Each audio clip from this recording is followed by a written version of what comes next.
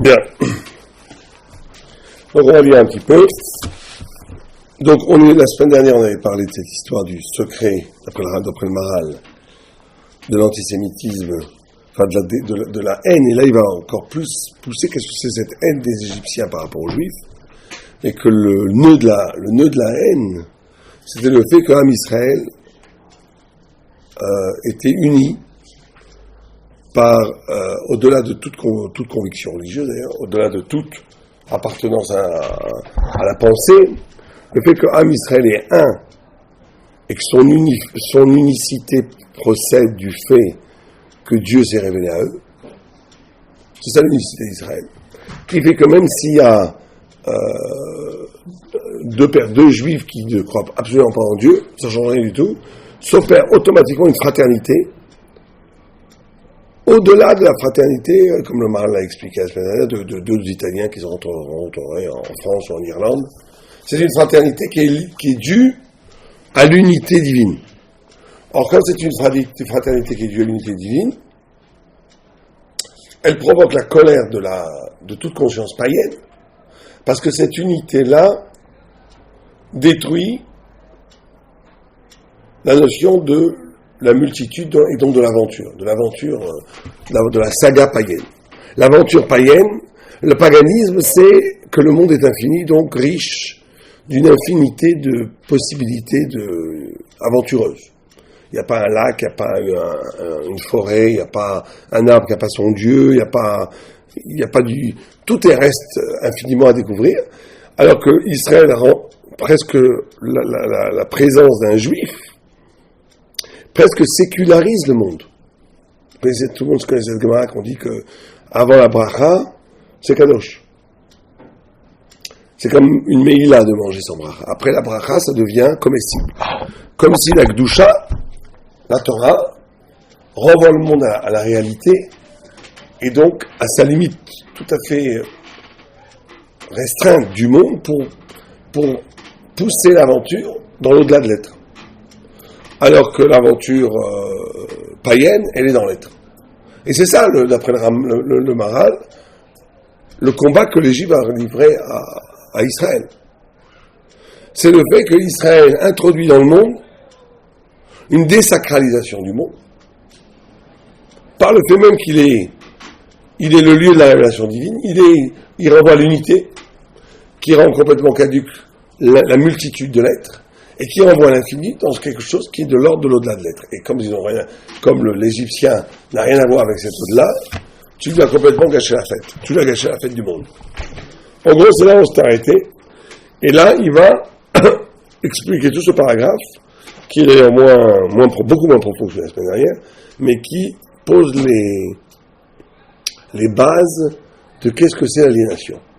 Qu'est-ce que c'est l'asservissement, qu'est-ce que c'est le shi'about d'Israël en Égypte. Très bien. Il écrit comme ça. On va lire un petit peu. Veyaben are maskonot. Qu'est-ce que c'est que ces villes de maskonot? C'est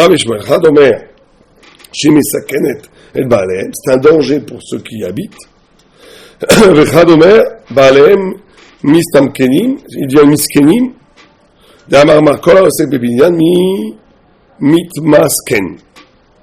En d'autres termes, il y a une marloquette. Qu'est-ce que c'est que ces maskanot?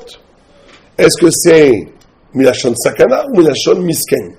Est-ce que s'ils ont bâti des villes qui génèrent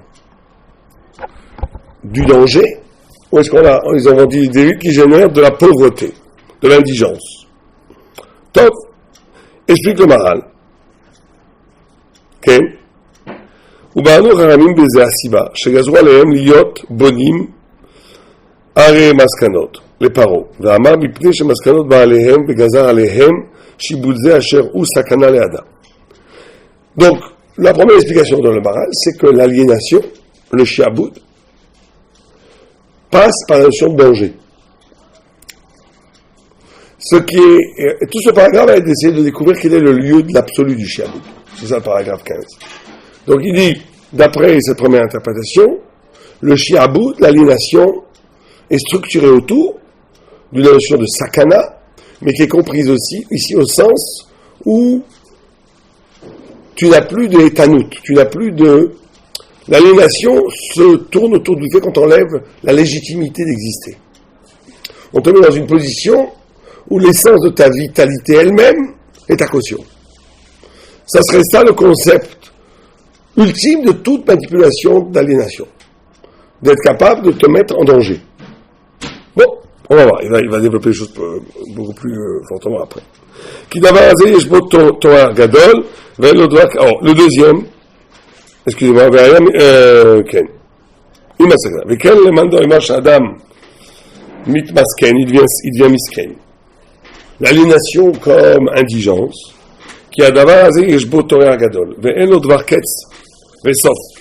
ויכול לבנות מה שירצה, ולפיקה מתמסכן בבניין דווקא, מפני זה נגזר עליהם הגזרה בעניין זה. Donc là il dit que l'aliénation, il dégage, et après il continue en disant que par rapport aux travaux des champs, voyez ce qu'il dit juste après, אבל דברים אשר נמשכים לטבע, לרכוש ולנטוע אינו כן, כי הטבע יש לו שיעור קצוב, לכך לא היה נגזר עליהם שהיה שיבודם בדבר שיש לו קץ. Donc il te dit ici la deuxième explication de l'aliénation, c'est qu'on les a fait travailler dans une aliénation qui est purement humaine, presque urbaine, dans le sens où dans la nature, il y a une sorte de chesed dans le travail naturel, où il y a un rythme d'arrêt, que ça reprend en hiver, tu arrêtes la semence, les semailles, tu as des temps d'arrêt. Ces temps d'arrêt, justement, sont une sorte de chesed au cœur même du rythme de la nature, qui permet à l'homme, même si des travaux des champs sont très très durs, mais de ne pas être tributaire infiniment du travail, on va dire. D'avoir des arrêts, d'avoir une possibilité d'espérance, d'avoir un aspect. Tu n'es pas... Alors que le travail urbain, le travail organisé, l'organisation, les modes de production humains peuvent être amplifiés à l'infini. Et donc ici, on a une vision de l'aliénation qui est une aliénation humaine qui n'a pas de limite, car elle crée un univers artificiel infini où l'homme peut être manipulé à l'infini. C'est ça la notion de miskenut. L'aliénation comme miskenut.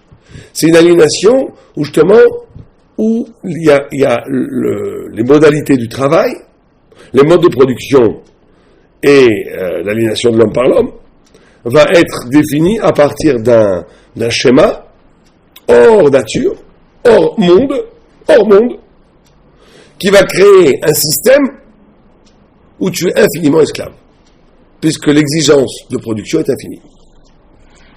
Pourront se reconnaître dans cette critique les marxistes, la critique marxiste du capitalisme, ou la critique capitaliste du marxisme, comme on veut. En tous les cas, les modes de politique d'aliénation se nourrissent toujours de cette idée que tu ne peux instrumentaliser l'homme que si tu l'arraches justement de la nature, que si tu l'arraches d'un système aléatoire qui dépend d'autre chose que la volonté de l'homme. Vous comprenez?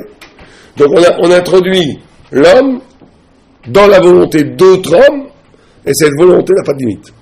Elle est infinie. Et c'est ça l'aliénation. Pourquoi? Parce qu'il n'y a pas le temps d'avoir sa propre volonté? Non, parce que justement la volonté, ta volonté, quand elle est d'aliéner la nature, tu peux la récupérer. Parce que la nature a un rythme qui est fini d'après cette idée-là. Il s'arrête au printemps, ça repart en automne, enfin comme vous voulez. Donc ce rythme qui n'est pas humain, ce rythme de travail qui est dans l'être lui-même, j'ai la possibilité d'être libre par rapport à lui-même si c'est très difficile, le travail des champs, parce que c'est une relation à l'être. Donc je suis libre dans cette relation à l'être. Même si j'ai besoin de manger, ça change rien. Même si j'ai besoin de travailler la terre, ça change rien. C'est moi qui utilise la terre. Alors que quand je suis dans un rapport de travail urbain, qui est modelé par les hommes, comme je ne sais jamais combien, on peut me demander de construire le premier étage, deuxième étage, 10e étage, 20e étage, 100e étage. Ça peut avec on peut me demander de construire une ville, 3 villes, 10 villes, 100 les villes. Donc c'est ça l'aliénation. C'est que ma vie est complètement soumise à la volonté d'un autre, humaine. et donc je suis complètement instrumentalisé, et donc je suis complètement aliéné. Donc ces deux visions de l'aliénation comme base fondamentale de l'aliénation, est-ce que c'est la mise en œuvre de l'autre qui est en danger, c'est-à-dire qu'on met ta vie à caution, ou est-ce qu'on te prive de la limite? Il n'y a plus de limite dans le travail. On peut exiger infiniment de toi de travailler. Il n'y a pas de limite. Donc il n'y a pas de distance, et donc il n'y a pas de possibilité d'échapper à cette emprise. D'accord? Ça, c'est la première des questions en vérité très très importante. On a dit dans 5 minutes ce qui est écrit dans des centaines de livres, et pas plus en vérité. Ce que dit le Maharal ici, c'est l'essentiel de la critique. Je donne comme référence une avant l'école de Francfort. A énormément travaillé sur ces sujets-là, notamment sur la notion du deuxième, sur le caractère infini de l'aliénation. Ça renvoie à des concepts très très lourds qui sont pour la Torah de toute éternité, mais qui ont été découverts de façon comme d'habitude pervertie par la pensée philosophique. Mais bien entendu, les solutions qu'elle donne sont complètement fausses, ça marche pas comme ça. Mais comme d'habitude, c'est là où ça marche pas, c'est que la solution des politologues, elle est toujours politique. Donc on comprend très bien que pour la Torah, la solution, elle est un repli vers l'intériorité, que c'est justement la liberté dans le travail ne passe pas par une nouvelle organisation du travail, comme les marxistes en pensaient. C'est pas du tout comme ça que ça marche. Elle passe par justement un rapport de fracture, non identitaire par rapport au travail. L'homme n'est pas défini par... Comme la Gemara dit, Adam nolad les amal nolad, la Gemara dit quel amal? Il y a une avamina que c'est le travail, tout ce qui est refusé tout de suite. Il y a une avamina que c'est la parole même inutile. À la fin, c'est parole de Torah. C'est la seule façon de transcender la melout, ça veut dire l'infini de l'exigence du travail, l'infinie activité de l'homme, c'est par la Torah. C'est par l'étude de la Torah.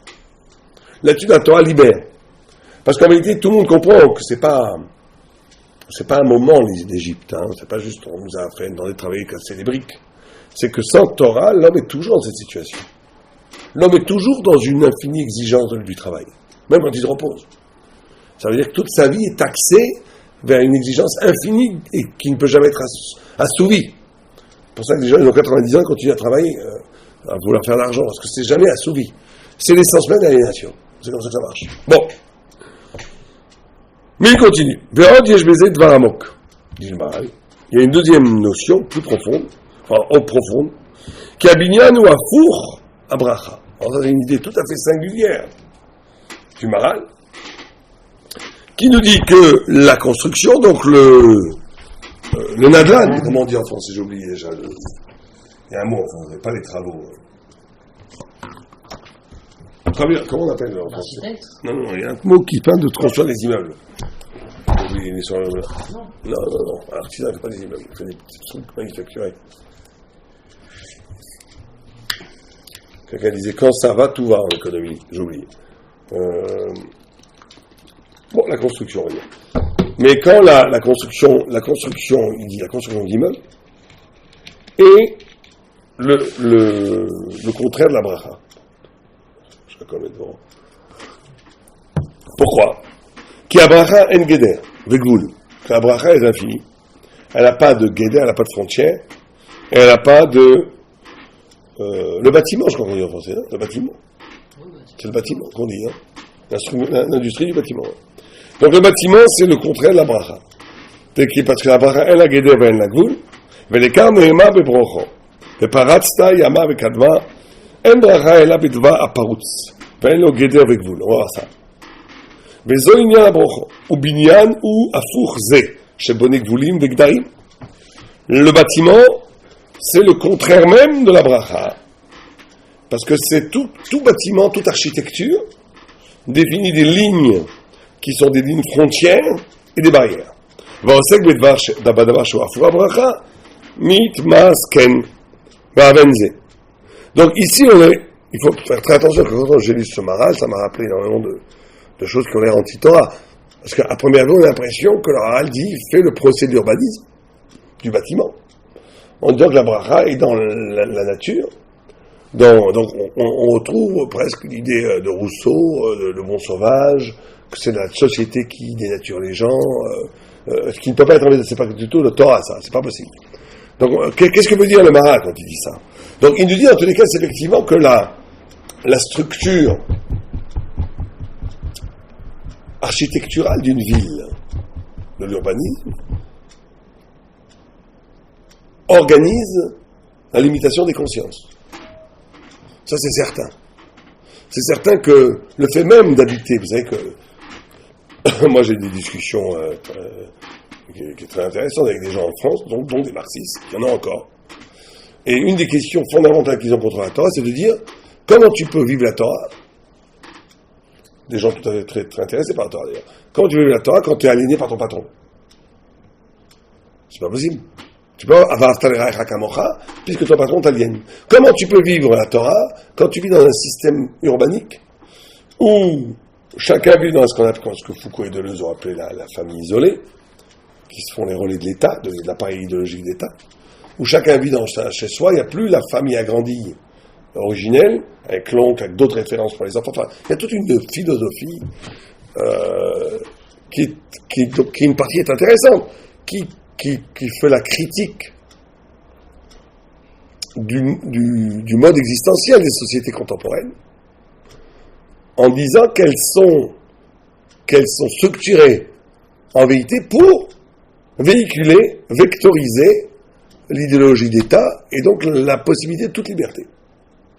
Donc quand une famille vit repliée sur elle-même, quand les enfants n'ont que comme référence le père absolu et la mère passive, entre autres, on appelait la famille agrandie, où il y avait d'autres références paternelles comme l'oncle, etc. Bon, il y a toute une pensée comme ça, qui dit que l'homme est forcément esclave, puisque le père, sans s'en rendre compte, reproduit l'autorité d'État dans la microcellule qu'est la famille, qui va après relayer les pouvoirs biologiques, bioéthiques, etc. C'est tout Foucault, tout Deleuze, c'était ça. Et donc ces gens nous disent, il n'y a pas de Torah possible dans le système. Puisque vous-même, vous épousez le même système, vous avez les mêmes immeubles, les mêmes portes fermées devant vos voisins, chacun vit chez soi, qu'est-ce que vous faites avec ça? Bon, on va pas, c'est pas notre sujet. D'abord, c'est faux. Dans les quartiers de Torah, il y a énormément de rapports aussi par les fêtes, par les shiurim, donc c'est faux. Un quartier haridi, un quartier Torah, c'est fondamental, fait exploser l'isolement cellulaire des familles par le fait même qu'il y a des moments très forts comme Sukkot, comme Purim, comme les shiurim par l'ouverture des portes et l'échange des shrenim qui est énorme, qui fait qu'on a la famille agrandie. Donc c'est faux. D'un point de vue de la critique est fausse, d'un point de vue purement empirique. Mais la question reste quand même tout à fait posée au niveau essentiel. Comme le Maharal ici, il fait. On sait très bien qu'une façon d'habiter le lieu, une façon dont les familles sont logées, une façon dont on bâtit le lieu par des immeubles, pour le fait qu'on ne peut pas voir l'horizon, par la hauteur des immeubles, va créer une conscience de la limite qui va empêcher la bracha. Et donc nous dit ici, nous révèle ici le Maharal, que la notion même du bâtiment, la notion même de l'urbanicité est anti-bracha.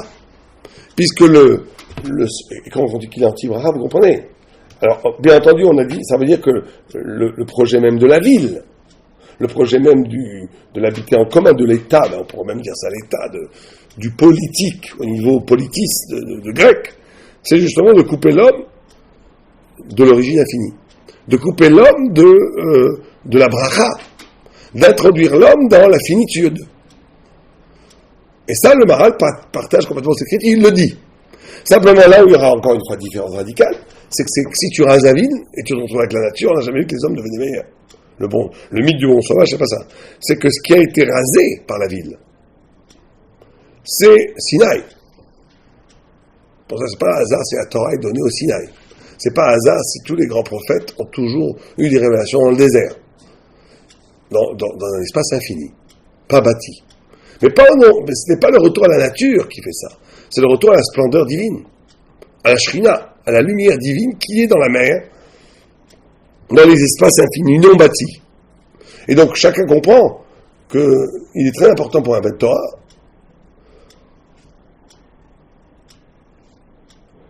d'avoir ces moments-là.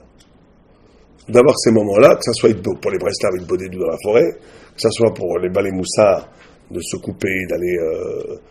et que ce soit pour ceux qui ne veulent pas perdre leur temps, ceux qui veulent tuer leur temps, dans le Beth Midrash, où vous voulez.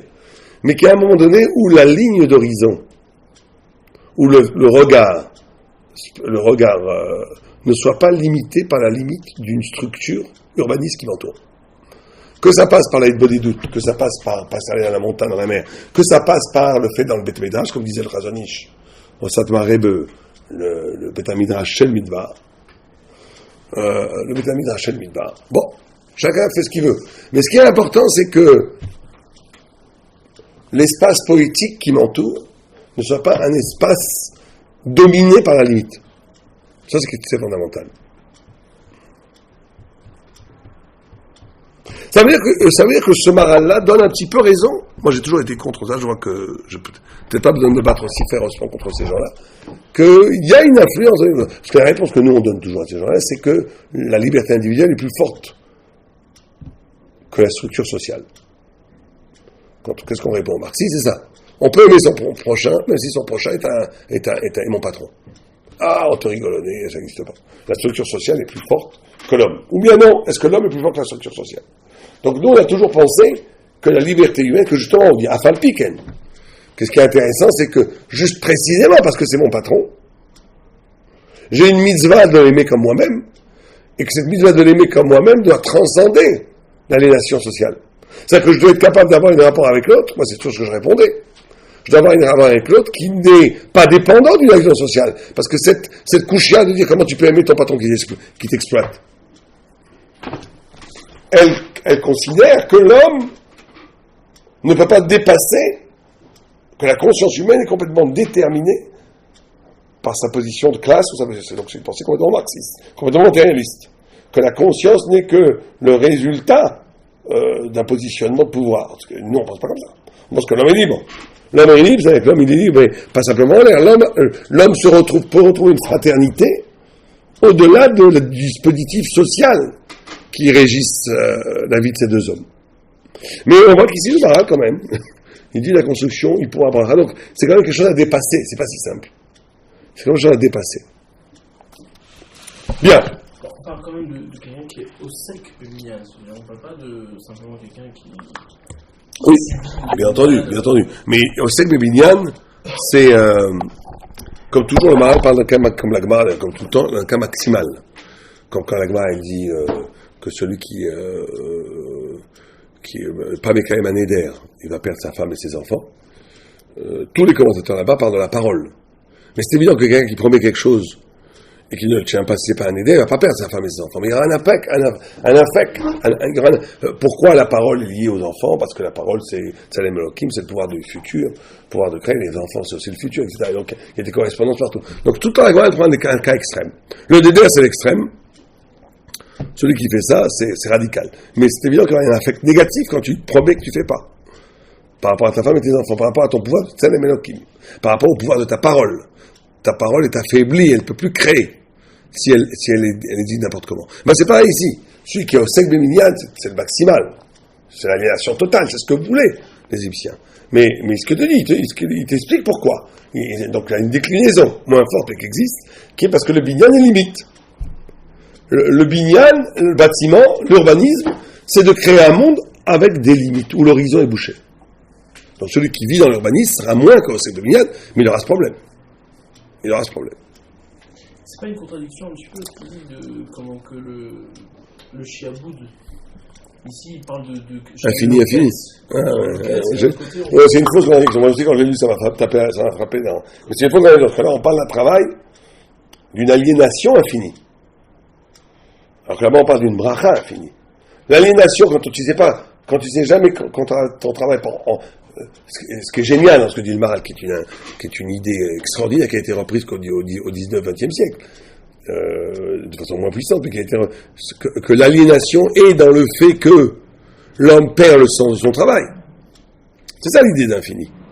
Un peu comme Charlie Chaplin l'homme. Tout ça a été des choses qui ont préoccupé la pensée pendant 50 ans, de fin du 19e. début du XXe, c'était toute la pensée philosophique tournée autour de ces sujets-là. Que l'homme est déraciné, et même Heidegger, la technique, c'est pareil, c'est le même concept. C'est-à-dire que l'homme fait un travail qui n'a pas de limite, qui n'a pas de sens. Avant, l'artisan, justement, on parlait de l'artisan, il n'était pas aliéné. En tout cas, pour ses penseurs, je ne sais pas si Luciator est d'accord, mais mais eux, enfin, c'est comme ça qu'ils développent. Je pense que c'est vrai, cette idée. L'artisan n'était pas aliéné parce qu'il produisait l'objet. Et il savait quand il commençait, quand il continuait, quand il finissait. Alors maintenant, tu es dans un travail infini. C'est-à-dire quoi infini? Tu travailles un notion. Les gens qui sont dans l'ordinateur, ça c'est terrible, les gens qui sont dans l'ordinateur. Parce qu'ils travaillent sur des produits, ils ne savent même pas sur quoi ils travaillent en réalité. À la fin, ça va dans les télés, dans les choses. Il n'y a plus aucun rapport avec ce qu'ils font, c'est l'aliénation totale. C'est-à-dire qu'ils sont réquisitionnés pour un travail qui les dépasse infiniment. Donc c'est là où c'est l'infini négatif. Là, dans la bracha, il parle, le fait même de ne pas être limité dans le positif, pas dans le négatif. Il n'y a pas de contradiction. Justement, c'est intéressant de voir que d'un côté, l'aliénation négative, c'est quand même... c'est Macbil, en fait. Ouais, on peut le voir comme ça, quand même. Tout à fait. C'est le Macbil de la bracha. C'est le Macbil de la bracha. Bien. Continue, parce que c'est un long paragraphe, il y a pas mal de points qu'il faudra quand même analyser, et j'essaie de faire qu'on dépasse pas l'heure. Donc, on va dire. Et Pitom, ved Ramsès. Rav et Shmuel. Chadome, Ramsès, Shmo, velamanik Rashmo, Pitom, chez Rishon, Pi, Teom, Bolo. Donc, un dit qu'il s'appelait, puis Rashi ramène ces deux commentaires en Chumash. Un dit qu'il s'appelait Pitom, Ramsès. Mais pourquoi on l'appelle Pitom? Parce que la ville était engloutie par le Théom, par l'abîme, Veradomer Pitom, non, son nom c'était Pitom, le nom de la ville construite, Velaman Nikra Ramsès, chez Rishon, Mitroses, que petit à petit, il se détruisait, il s'effritait. Oh, bien, alors qu'est-ce qu'il dit ça? Donc, d'abord, une chose historique qu'il faut rectifier, donc c'est pas les Juifs qui ont construit des pyramides, puisque d'après l'Agma, on voit que les villes qui ont été construites par les Juifs ont été détruites, englouties. וביארנו בזה כי נרמז מכאן כי הבניין אשר בנו ישראל לא היה ראוי. que c'était pas pour eux. והדברים שאינם ראויים להיות נמצאים, אין קיום להם. ולא אלו דברים ראויים להיות רק מפני שנגזר השיבוד על ישראל. אבל מצד עצמם אינם ראויים. לפיכך אמרו כי שמו עצמי היה רמסס, כי שמו עצמי היה רמסס, ונקרא פתאום על שם תהום בולו. En d'autres termes, il nous dit le Maharal que pourquoi est-ce que ça a été détruit? Parce qu'elles étaient construites par l'extérieur, par une force extérieure, par le Shiaboud. En soi, il n'était pas raoul que Am Israël fasse ça. Et que, bon, alors là, on apprend aussi les balais moussards, après c'est un principe, que tout investissement qui ne répond pas à une nécessité spirituelle intérieure n'a pas de kiyum. N'a pas de kiyum. Tout ce que je fais dans la vie qui n'est pas que je le fais par qu'il faut le faire, j'ai besoin d'argent, j'ai besoin d'X, n'a pas de kiyum. Et même la vie, même dans la rouchniout, c'est pareil. Les seules choses qui ont un kiyum, c'est des choses qui sont l'expression de quelque chose qui est raoui. Ce qui est tout à fait singulier comme idée. Parce que tu aurais pu dire quel rapport.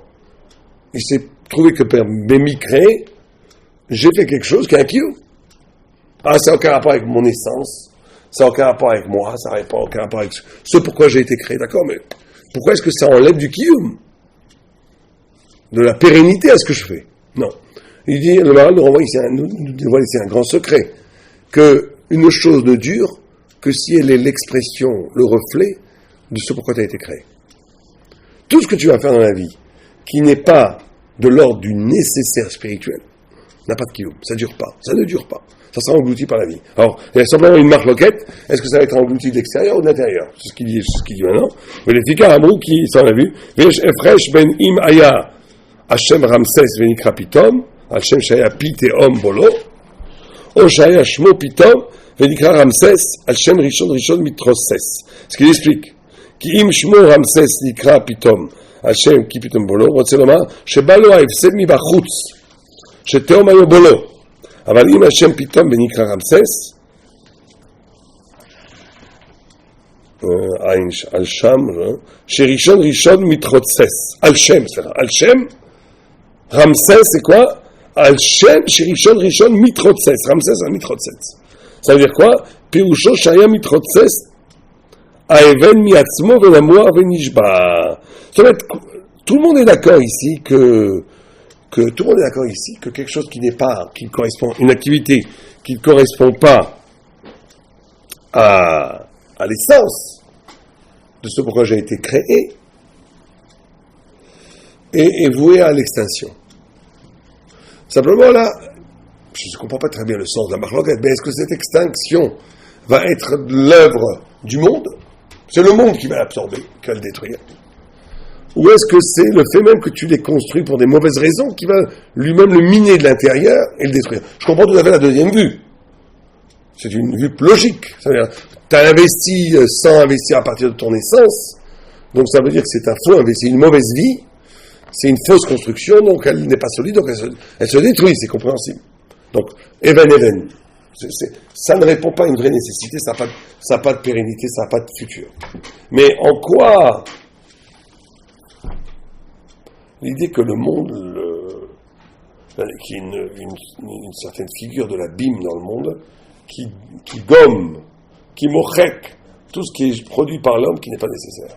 Bon, est-ce que c'est mystique, ou est-ce que c'est que le monde aurait une sorte de conscience aiguë de ce qui est vrai ou ce qui est faux, et que le monde serait construit de telle façon par Dieu que, je ne sais pas. En tous les cas, c'est ce qu'il dit. C'est ça la discussion entre Rav et Shmuel, en tous les cas. Le Homek à Vikouar, c'est ça. Le Homek à Machloket, c'est ça.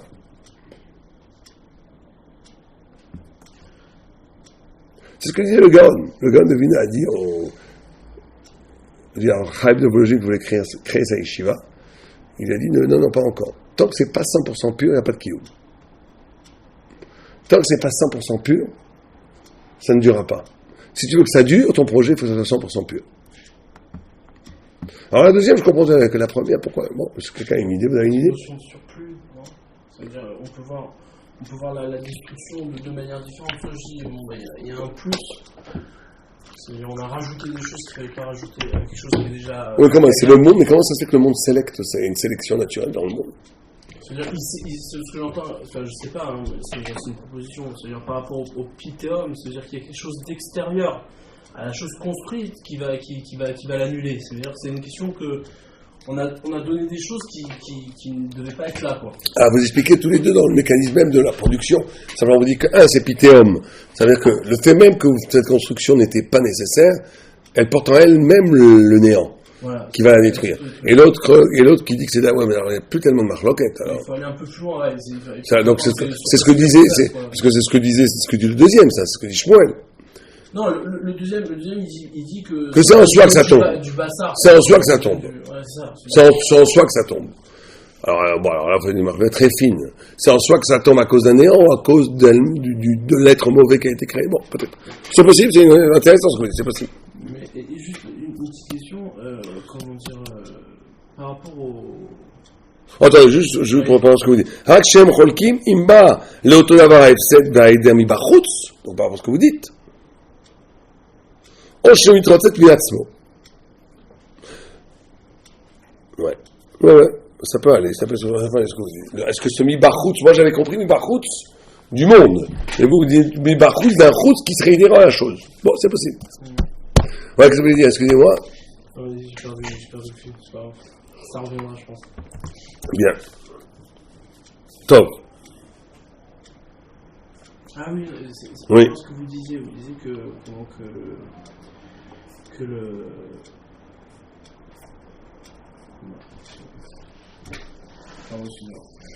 Très bien. Bien, là, je vous le résume ce qu'il dit, parce qu'on n'aura pas le temps de tout faire. Là, après, il dit une chose tout à fait curieuse. Il dit que la discussion est tout à fait originale, en réalité. Il dit un roi a le droit d'être servi par des serviteurs. Ce qui était condamnable dans l'Égypte, c'était l'excès. Donc il dit dans la construction, il y avait une part qui était légitime et une part qui était illégitime. Un roi a le droit de demander à ses sujets de travailler pour construire des villes, construire des autoroutes, c'est ce qu'on fait. Il n'y a pas de problème, mais l'excès était négatif. Donc il dit, il y avait un mélange ici de deux choses, une chose qui était raoui, une chose qui était excessive, qui était condamnable, et donc qui était de l'ordre du néant. Et donc il dit que c'est ça la discussion. Celui qui dit que ça s'effrite, il dit parce que ça ne pouvait pas être complètement absorbé, parce qu'il y avait du légitime dans cette construction. Et celui qui dit que c'est énorme, il dit non, le fait même que tu rajoutes au légitime de l'illégitime rend le légitime lui-même illégitime. Donc ici on est dans tout encore une fois, regardez là, la finesse d'analyse du Maharal, on est dans, qu'est-ce que c'est l'aliénation? L'aliénation n'est jamais une aliénation qui s'impose de totalement absurde. Il y a toujours une donnée qui est tout à fait acceptable dans l'aliénation. Pour que l'aliénation puisse enclencher. Maintenant, le problème de la discussion que Rav et Shmuel après le Maharal, c'est que cette donnée acceptable, étant donné qu'elle participe elle-même du processus d'aliénation. Est-ce qu'elle devient elle-même aliénation au point où elle perd sa légitimité? Ou non? Comme ça qu'explique le Maharal, la discussion qui est encore une fois d'une subtilité et d'une profondeur tout à fait intéressante. On prend le prochain chapitre. Avec Asher, Yanuka, Irbukan, Ifretsu. Ok, ça c'est pas chaud, on va lire ça rapidement. On avait déjà vu ça en plus. Avec Asher, Yanu, Ken Irbu, Ken Ifrotz, Ken Rabba, Ken Paratmi Bayele. Ah, ça veut dire pourquoi Amar Esh Lakish, roi HaKodesh. Mais Vezaratam, c'est le roi HaKodesh qui leur disait. C'est pas, on nous racontait une histoire. On leur prophétisait. Ken Irbe, Ken Ifrotz. Qui a shiaboud ou les ma'atam. Validé achomer shelahem nichlash. וכאשר החומר נחלש ביותר, מתנדבק הנפש והרוח בכוח הקודש. En d'autres termes, il dit, on avait vu cette idée dans les chapitres précédents, que d'où est venu ce miracle, ce phénomène, que plus on asservissait à Israël, plus il grandissait, c'est parce qu'il puisait sa vitalité du spirituel. Am Israël, en essence, puise sa vitalité du spirituel. Donc quand tu vas le détruire physiquement, toujours une résurrection après. Toujours. Bon là, ça s'est passé au cœur même, pas après. Mais on voit dans l'histoire d'Israël, c'est toujours comme ça. Que quand on détruit le peuple juif physiquement, quelques années plus tard, il y a une renaissance exceptionnelle. Toujours comme ça. Pourquoi? Parce que justement son identité, son être, son essence, ne dépend pas de son coefficient de puissance matérielle, physique, mais dépend de son attachement à la Kedusha, à la sainteté, à Dieu. Et qu'au contraire, paradoxalement, plus tu vas affaiblir son corps, plus va surgir cette lumière qui est dans l'essence même de son essence, qui est la source même de sa vitalité. D'accord? Ça, c'est l'idée qui avait été déjà dit. C'est Davka qu'Israël qui avait chez M. Dvukim Bekor HaKodesh. Et il dit ça, c'est Davka d'Israël. Un autre peuple, un autre empire, en essence, est la manifestation de sa puissance et l'expression de son essence. Donc si tu détruis sa puissance, tu détruis son essence. Ce qui n'est jamais le cas dans l'âme Israël. Des Zeddav Kav Israël qui viennent chez Dvukim Mekor HaKodesh. Az Balahem Abracha Bevadai. Leka Amaro HaKodesh Mevasaratam ki Irbe ou Kenifrotz. כלומר, כי כמו שיהיו מצרים משעבדים, היה כוח הקודש דבק בהם, ובבזרתם כן ירבה וכן יפרוץ. ולמעלה אצל וימת יוסף, וכל אחיו שם תתברך תם אחד אחר עיין שם. טוב. Après ça, l'urbanisation, c'est positif. C'est un moyen de s'échapper, d'arriver à la bracha. Que quoi? De faire quoi? Que plus on est méchabed l'âme Israël et que le binyan et tout ça, ça les rend mesquinim, etc. Ça leur donne le moyen d'arriver à la bracha. S'ils sont capables d'une révolution conceptuelle, de ne pas adhérer à les nations dans lesquelles on les confond. C'est propre à Israël. Donc ouais. Mais c'est tout le problème, ça. C'est tout le problème, c'est que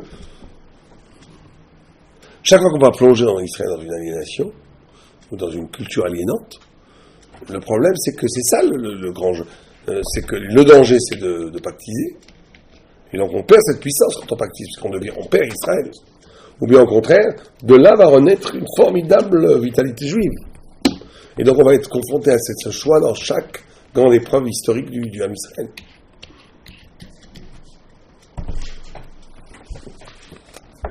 Il faut qu'on sorte gagnant de toutes ces épreuves-là, l'assimilation, le sionisme, tout ce qui s'est passé. Qu'est-ce qu'on va en faire? Comment est-ce que tout ça va permettre au contraire une révélation? C'est ça qui nous est demandé dans tous les cas. Mais pourquoi il fait une étude spécialement du Binyan, spécialement sur le Shiabot qui est en Mitzrayim? C'est-à-dire, il croit ça c'est propre à tout Binyan. Tout Binyan. Et là il dit spécialement, il dit mais ici, comme c'était pas BSM, alors ça a été voué à destruction, etc.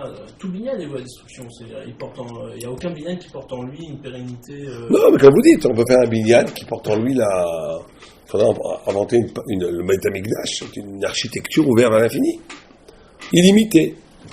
Donc on pourrait imaginer un village juif qui, dans ses dimensions elles-mêmes, porte l'illimité. Là, c'était un binyan pour Pharaon, pour la matière, pour la finitude. Quelque chose qui est Pharaon et Israël. C'est le binyan Goy. Mais il y a un binyan juif. Façon de construire, il y a les halachot, comment on construit la Knesset, avec des fenêtres. Là, une des notions qu'il faut des fenêtres, c'est ça. Il faut que des fenêtres dans la Knesset, sinon c'est pas caché, on a pris plusieurs vues. Il faut qu'on puisse voir le ciel. Justement par rapport à ces notions de finitude, d'infini. Bien, on continue. Et donc il dit, Veikotsu, Bipnebne Israël, Venasu Benem Kekotsim, ça on va vite parce que on a déjà vu. Pirouche Kiarem, Mitzrayim, FR d'Israël. La même idée toujours qui revient chez le Maral, que Mitzrayim c'est le contraire de Israël. Comment je dis, Beprakim Akodmim, Be'arichut, Velifika, Kasher Ayu Israël, Mitrabim, Ayu Benem Kekotsim. לפי שאז היו יוצאים לפועל להיות נמצאים בשלמותם, לפיכך אז נעשו כקוצים בעיניהם. Bon, ça c'est pas chouette. Alors là on continue. ויעבדו מצרים את בני ישראל בפרח. רבי אליעזר אומר בפרח, ורבי אליעזר אומר בפרח, ורבי שמואל c'est Ishmael, non? C'est Shmuel. Ah oui, Rabbi Shmuel Bar Nachmani, Omer, Bepecha, c'est-à-dire avec dureté. De père, d'accord? Avec. Ici, il y a une discussion intéressante. Il dit qui uksha le Rabbi Eliezer, de I Picha Kemashmao. Si tu dis Beper, c'est Kemashmao, ça vient avec brutalité. Zektav Acharka, Zekatuv Acharka. כל עבודתם אשר עבדו בהם בפרח, אלא הכתוב בא לומר בפרח. Ça c'est le pshat de Rabbi Eliezer. Ça peut pas, c'est une répétition. On sait qu'ils ont travaillé durement. ואין פירוש הכתוב בפרח, רק בפרח כמשמעותו, אלא il dit que c'est sûr que le passou qui te dit que c'est perach. Mais c'est un perach qui se maquille du perach, avec une bouche délicieuse, douce. או, למה? אלא כי שני עניינים בפרח הם, כי כאשר המעביד בדבר עמו דברים רכים ומתוך כך הוא מכריחו על השיבוד של פירה, זה נקרא גם כן בפרח, שהרי הוא העובדה קשה מאוד בכל דברים רכים. Ça, on a ici la dialectique maralienne qui dit que au début ils nous ont parlé, ils nous ont sollicité avec une voix douce à travailler. Et après, le travail était infiniment dur. Et il dit que le travail était d'autant plus dur parce que la sollicitation était avec une voix douce, d'après Rabbi Eliezer. Le perach, la bouche tendre. Alors pourquoi? Regardez cette dialectique maralienne. Pourquoi est-ce que la parole douce rend les travaux encore plus durs? On pourrait dire que ça l'atténue. Non, parce que quand on est des Pérach, on est beaucoup plus assimilé, on se sent égyptien. En plus, on se sent égyptien, on se dit, mais attends. Je sais pas s'il sentait. Ouais, peut-être. Mais, non, il faut bien comprendre dans les systèmes d'aliénation. Si la personne. Imaginez, pour comprendre ce maral, il faut donner une sens très simple. Imaginez que des martiens viennent d'une autre planète, tout ridicule, tout rouge, avec des poils bleus, qui vous fasse travailler. Bon, ça sera dur physiquement, mais vous ne vous sentirez pas aliéné. Vous ne vous sentirez pas aliéné. Parce que c'est rien. C'est même pas des humains, c'est rien. C'est pas une... Je me sens aliéné que si je projette une humanité chez ces Martiens. En d'autres termes, et ça, les bourreaux l'ont très bien compris. C'est qu'à la police, quand ils font un interrogatoire, il y a toujours deux bonhommes. Le méchant et le gentil. C'est connu, c'est une méthode connue. Le méchant et le gentil, parce que c'est comme ça que ça marche. Pourquoi ? Parce que tu vas être d'autant plus machpil, tu vas être d'autant plus nichpal, tu vas être d'autant plus humilié si tu es aliéné par un humain. Mais si celui qui t'aliène est un affreux jojo absolu, à la limite, tu vas gagner toute ta dignité. C'est physique, c'est extérieur, ça n'a aucun rapport avec moi. On me force, c'est comme un robot qui me force. Imaginez des robots qui nous forceraient à travailler. On ne se sentirait pas humilié, parce que c'est des robots.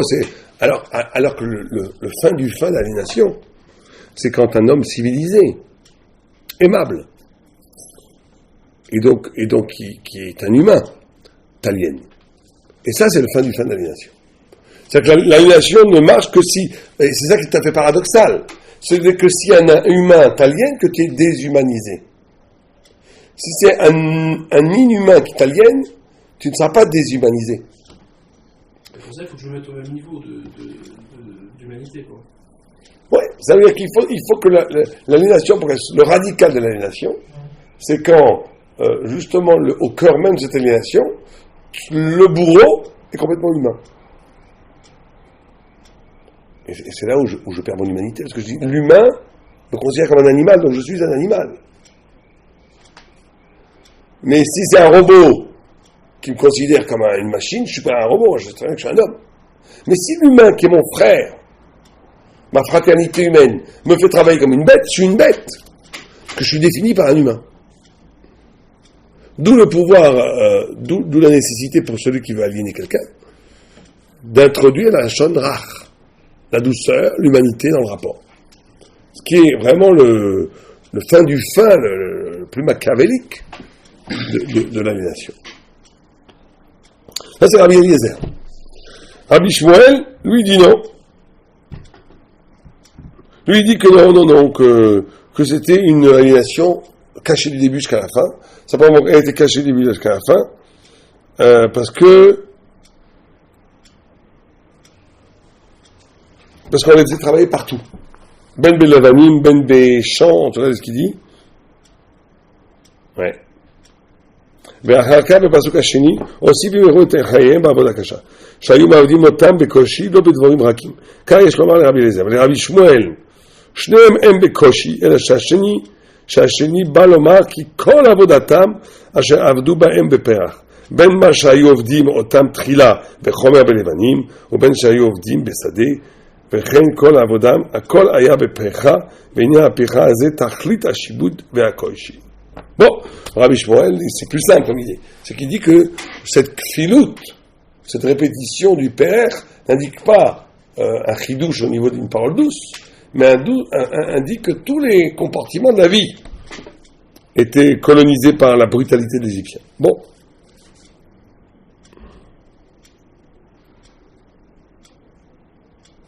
Bien, on va se dire, on n'a pas le temps. Mais c'est bon, c'est des choses, on va aller à l'essentiel. Après, il passe directement aux enfants. Il dit que là, ça a été le pire. Regardez la fin de Passouk, comment? aussi fou les chiens. D'abord, là, il explique qu'ici, toutes sortes, il explique toutes les manifestations, que c'était toujours pas souche de 3 au début, hein, que d'abord, il fallait que les hommes faisaient les travaux des femmes, les femmes faisaient les travaux des hommes, qu'on leur demandait de travailler des champs, des travaux de la ville, en dehors de chez soi, qu'il fallait frapper l'argile, que tout était là pour complètement déshumaniser le juif. Ça, c'était horrible, parce qu'il dit une chose dans ces deux paragraphes, on ne va pas lire, on n'a pas le temps de le lire, il dit que il y a une dignité humaine qui se réapproprie toujours le travail. Même les éboueurs, je suis sûr qu'il faudrait demander aux éboueurs, même les éboueurs qu'on va passer devant nous, je suis sûr qu'ils trouvent quand même une satisfaction à leur travail. on trouve toujours une satisfaction dans son travail. Or, cette satisfaction dans le travail, elle est, c'était l'idée qu'il avait dit au début, dans le fait que l'homme maîtrise le monde. Et donc, il est libre dans son travail. Contrairement à l'idée marxiste, le travail n'est pas aliénant, le travail libère. Puisque je maîtrise le monde et je réalise mon Tsalem Elohim, ma puissance créatrice par le travail. Simplement, les Égyptiens étant complètement conscients de ça, ils ont organisé un travail qui n'a même pas, même un travail très dur, tu peux trouver une satisfaction, mais qui n'avait même pas cette nachama, qui n'avait même pas cette nechama, comment on appelle nechama en français, j'oublie mon français, c'était nechama en français, allez-y. Comment on dit nechama en français? Consolation. Qui n'avait même pas cette consolation d'être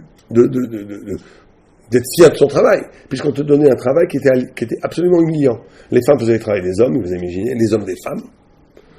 On faisait des travaux qui, en dehors de chez toi, parce qu'on dit même si c'est un travail humiliant chez toi, tu es dans ton espace, non, on t'allait dehors, et après on te faisait rentrer on te bousculait de tous les côtés pour perdre complètement toute possibilité de maîtrise du travail, tu devenais un instrument au service de l'aliénation. Bon, c'est les deux paragraphes. Ouais, exactement. Bon, ça fait énormément penser à la Shoah avec ces textes. Énormément penser à la Shoah. Ouais. Et il dit alors, le pire, le summum du pire, ça a été les enfants. De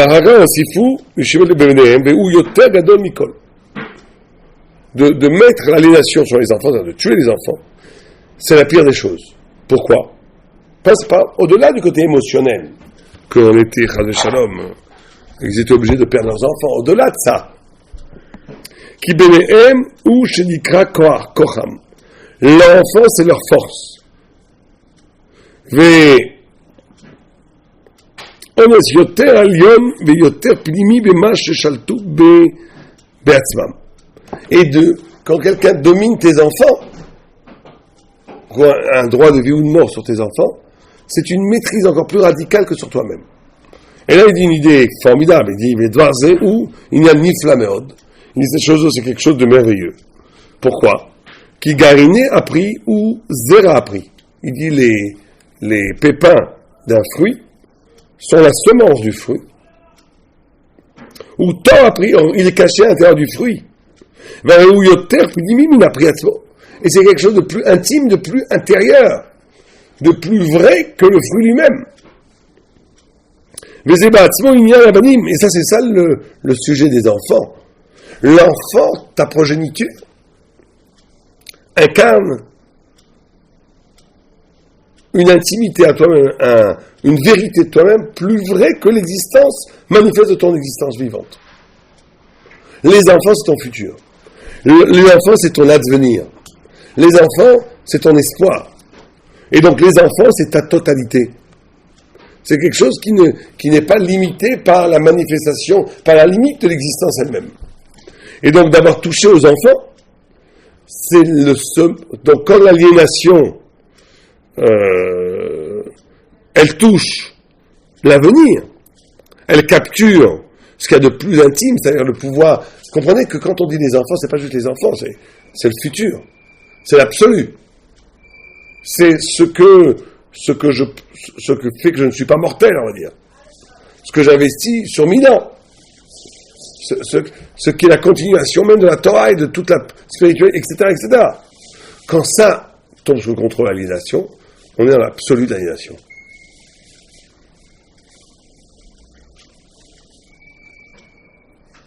On est dans l'absolu de l'aliénation.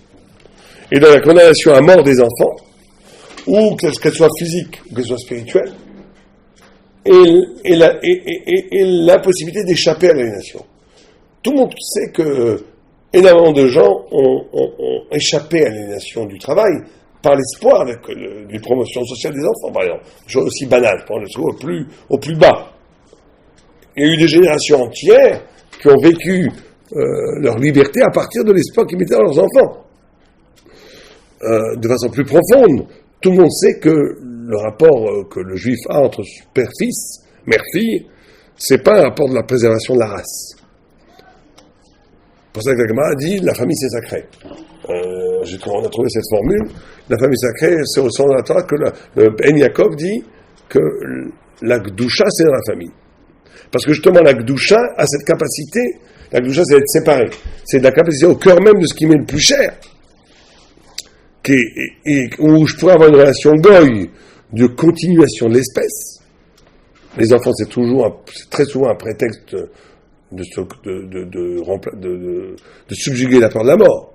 Je ne meurs pas tout à fait, puisque une partie de moi physique continue dans mes enfants. Mais ça, c'est goy. C'est bien, d'ailleurs, c'est pas forcément négatif, mais c'est goy. Chez le juif, ça c'est universel, c'est pas juif. C'est pas thoraïque. Chez le juif, l'enfant, c'est la Gdusha. Ça veut dire que, justement, la Gdusha au sens du mystère de la sainteté, où moi, je suis pour quelque chose qui me dépasse complètement. L'enfant est la continuation du sens profond au-delà de ma vie, mais qui est l'essence même de ma vie. Vous comprenez? Ça, la Gdusha. La Gdusha est une sorte de rapport à la Gdusha, dans le même mot que, même en français, j'ai remarqué qu'il y avait cette notion, que Gdusha veut dire séparé, mais en hébreu, ça veut dire, comme Tosfot dit aussi dans Bet Amud Ben dans Kiddushin, quelque chose est Mekudash il est lié à une chose, il est essentiellement lié à une chose. Ce qui est contradictoire, séparé, lié. En français aussi, on a ça. Sacré et consacré. Cette chose est consacrée pour le travail, on peut le dire. C'est consacré pour mes vacances. Bon. Donc c'est quelque chose qui est en même temps lié et qui est en même temps kadosh. C'est ça l'essence de la Gdusha. La Gdusha, c'est que j'atteins le lien profond du pourquoi je suis quand je me dessaisis de la préservation. Où je ne suis pas dans une préservation, le souci de la préservation de l'espèce, de la subsistance, de la continuation de ma vie, etc., etc. Or, dans les enfants, c'est là où se joue le plus grand épreuve de la Gdusha. Parce que la progéniture, c'est en même temps moi, et c'est en même temps doit être absolument pas moi. Les deux en même temps. C'est l'altérité au cœur même de l'identité. Et donc on nous dit que quand ça c'est capturé par l'aliénation, alors là il n'y a plus d'issue. Donc quand on a vu ça très souvent dans les phénomènes d'aliénation, chez les marxistes encore plus que chez les nazis aussi, que l'endoctrinement des masses allait pousser tellement où ont été dépossédés des enfants. Les enfants étaient avant tout des serviteurs de l'État. Or, malheureusement, on a vu ça même en Israël avec les kibbutzniks, avec les kibbutz, etc. Donc ça veut dire que c'est quand quelqu'un tombe là-dedans, c'est qu'il n'y a plus d'hommes. Il n'y a plus d'hommes. C'est l'aliénation qui l'emporte de façon absolue. Oh. Mais c'est très intéressant ce Maharal où il dit que, vous voyez cette phrase qu'il dit, il dit que Ve'u zera appris, ve'u tor appris, areu yoter pnimi min appri atzmo. Et donc ça voudrait dire que nos enfants sont plus nous-mêmes que nous-mêmes.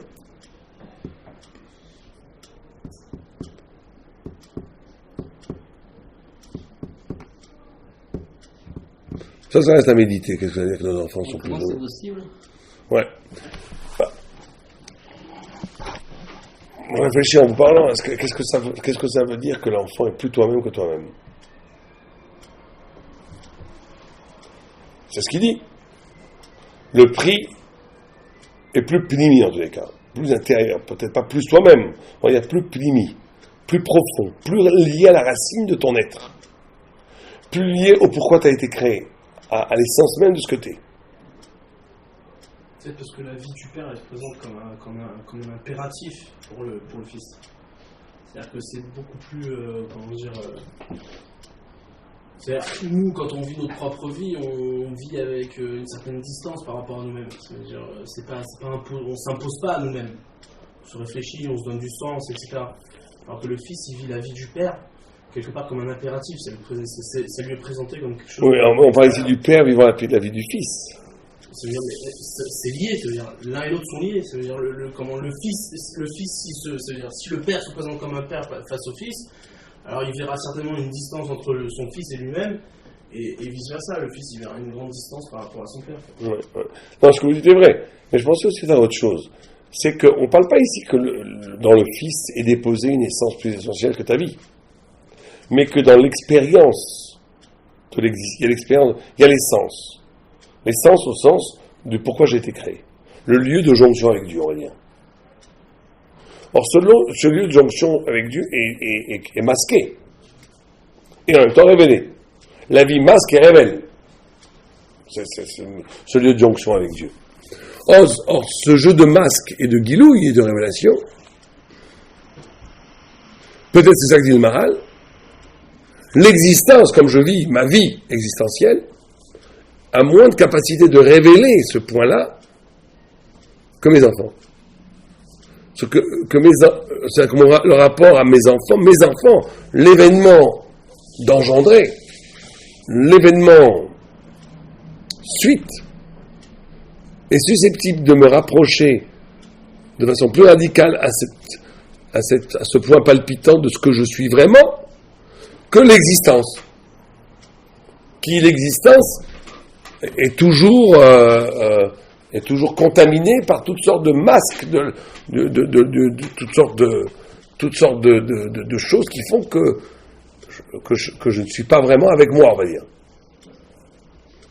Il y a le monde des représentations, il y a le monde du travail, il y a le monde du désir, il y a toutes sortes de choses qui fait que l'existence est élaborée par toutes sortes de dimensions qui sont des masques de ce que je suis vraiment. Est-ce que d'après ça veut dire que le père il est contraint à avoir des enfants pour pouvoir exister pleinement? Peut-être, ouais, bien sûr. On va la voir, je suis capable d'en faire comme un homme mort. Bon, on peut l'entendre. On peut l'entendre. Ça veut dire que. On peut l'entendre mort sans futur parce qu'il n'y a pas d'enfant, mais on peut l'entendre mort par le fait que, je ne sais pas ce qu'on dit là, qu'il ne peut pas toucher à son existence. Maintenant, pourquoi ça? Parce que justement, je pense que c'est ça. Parce qu'avec l'expérience de l'enfant, tu as la possibilité d'un dessaisissement de l'intérêt.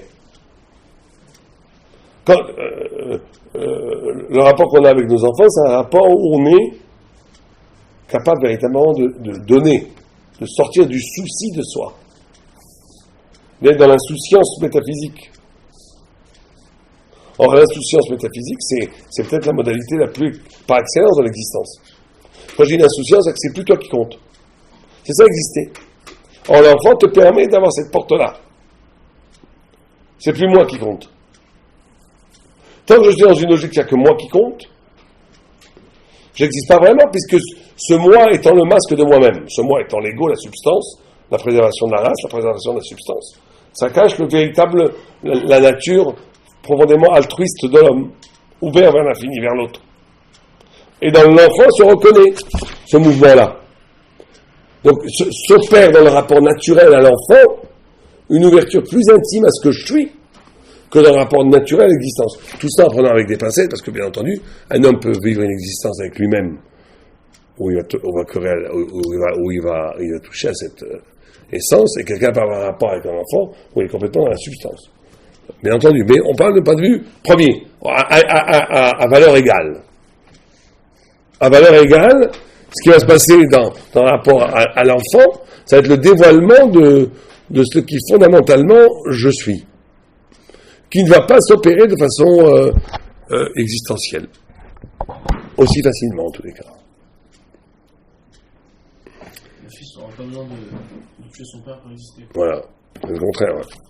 Mais on pourrait finir après le texte tout ça, on a dépassé l'heure, mais juste après une chose très intéressante sur les animaux. Pourquoi les juifs sont toujours liés? C'est très intéressant, ça vous le conseille de le lire.